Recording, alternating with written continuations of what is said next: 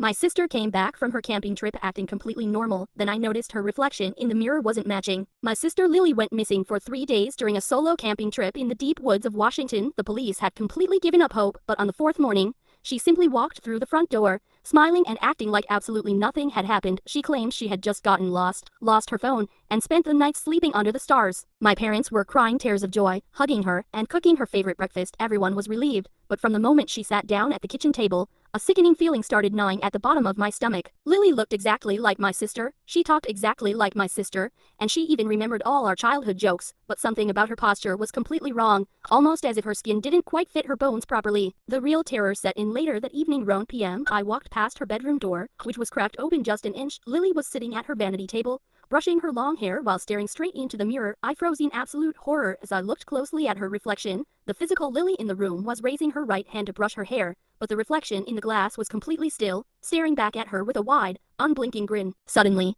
the reflection's mouth opened unnaturally wide, exposing rows of tiny, needle-sharp teeth, and it whispered in a wet, raspy tone, "They are starting to suspect us." Without moving her head, the Lily sitting in the room instantly snapped her neck 180 degrees to look directly at me through the crack in the door. Her eyes were completely pitch black, devoid of any human emotion. A dark, thick fluid began leaking from her nose as she smiled and said in my sister's perfect, cheerful voice, "You shouldn't be staying up so late, big sister." Panic completely took over my body. I stumbled backward, ran into my parents' bedroom, and begged them to lock the door, screaming that the thing downstairs was not Lily. But my father just looked at me with an eerie, blank expression, his eyes slowly turning completely black, just like hers. He opened his mouth, and in that same distorted, collective voice, he whispered, "We know." I didn't think twice. I sprinted out of the house into the freezing night air, locking myself inside my car and driving straight to the nearest police station. When the authorities arrived at our home an hour later, the house was dead silent and completely empty. There were no signs of a struggle, but every single mirror in the entire house had been smashed into thousands of tiny pieces, and the back door was left wide open,